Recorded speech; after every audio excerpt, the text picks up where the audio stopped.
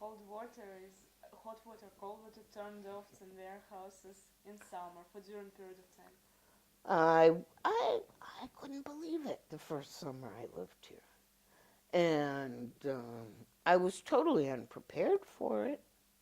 I was like, well, how do you wash your clothes? Oh, you boy, because in 1991, 92, people did not have washing Mm-hmm. machines like they have now. So Exactly. you boiled your clothes on the stove. I'm like, I feel like I'm in 1800. Okay. When you came to Russia, what most impressed you? Well, actually, the first time I came to the Soviet Union was in 1990. I came as a tourist. Um, I had been working in management, music management, and quite honestly, I hadn't taken a vacation in 3 years. And finally, I said, I'm taking 3 weeks and I'm going to visit the Soviet Union because the truth is, I've always found Russian history very interesting. I very much enjoy Russian literature, music, dance, um, and so I came here as a tourist the first time, and as most people during that time, it was in an organized in tourist group. So, well, of course, there were a lot of funny things. I mean, the hotels were horrible, the food was horrible. They were charging you an incredible amount of money for horrible service for the pleasure of getting to see what is the Soviet Union, what is Russia. Mhm. You said that you like Russian literature. Hmm. Maybe you can tell me the most, the authors that you like the most, or the books, novels, maybe.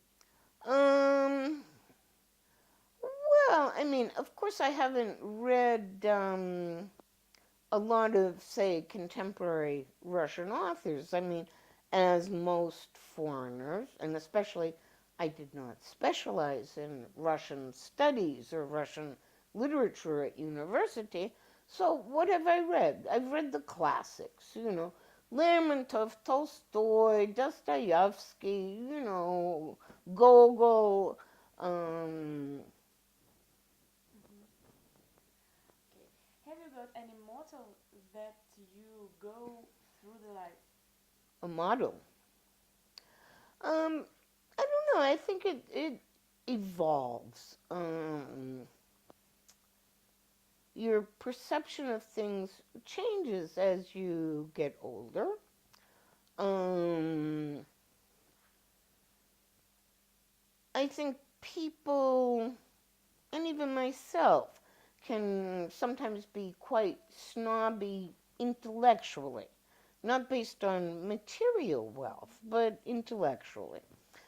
And I've really come to appreciate the fact that I think kindness and humanity is certainly as important as intellectual knowledge or smarts. Of course it's important. It's important to me. My friends are smart and we can have some intellectual conversation, but you know I think humanity and this human kindness is really important, and it's something that, for me, I really try to incorporate into my own life. Hmm. Do you think that some material things are as important as kindness and humanity? Um, Certainly not in the long run. I mean, look, there are now a lot of expatriates maybe who come to Russia thinking they're going to make a fortune. I came here for very different reasons. I came here because I married a Russian guy.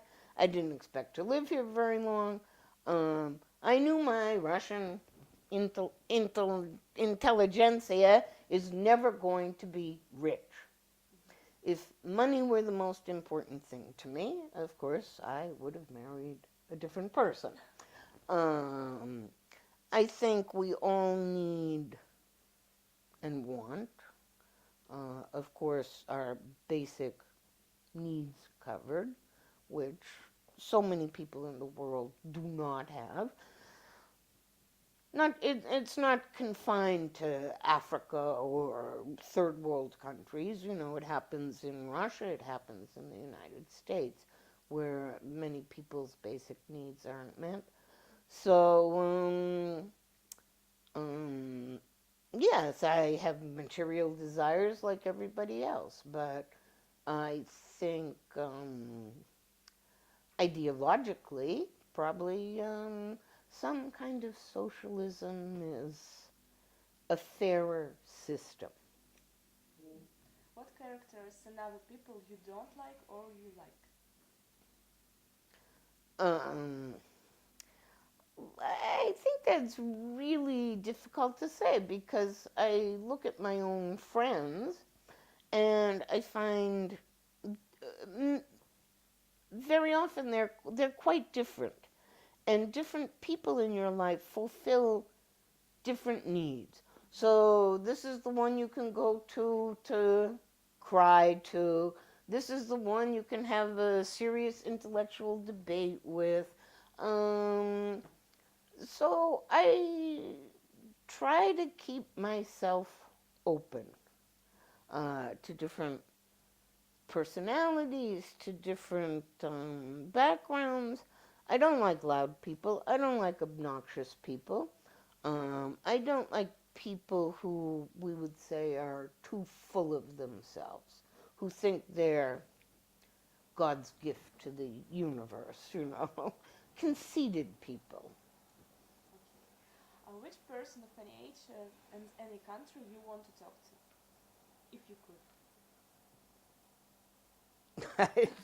I don't know, quite honestly. I think there are a lot of interesting people, and from any age, any era. Any era.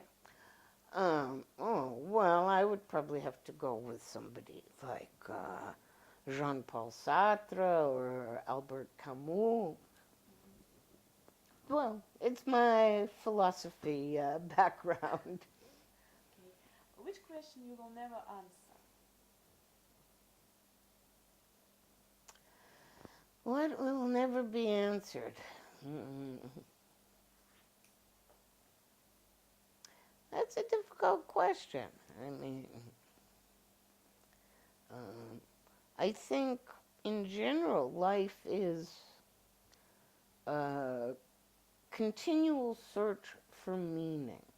And as you go through life and the phases of life, your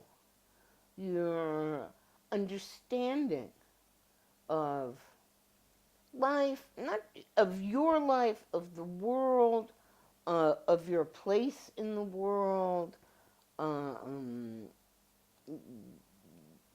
acceptance of certain things about yourself, about your situation.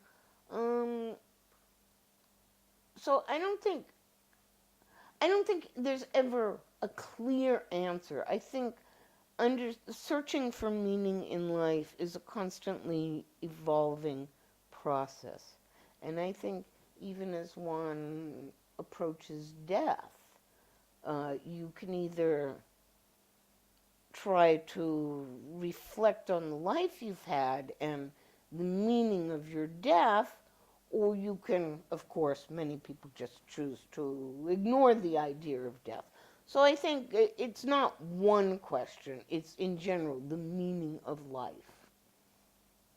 Susan, is there something important that I didn't ask you about? No, I can't say it. There's anything in particular that's important. Thank you for your interview. А я хочу напомнить, что сегодня мы разговаривали со Сьюзен Гилман, человеком, работающим в звукозаписывающих компаниях Америки, Capital Management. Ой. хочу напомнить, что сегодня мы разговаривали со Сьюзен Гилман, женщиной, работающей в звукозаписывающих компаниях Америки, Capitol Records, Capitol Music Records. Management. Capitol Records, Music Management. This is different companies. Music Management, I mean, the actual name of the company was Mogul Entertainment Group. Ah,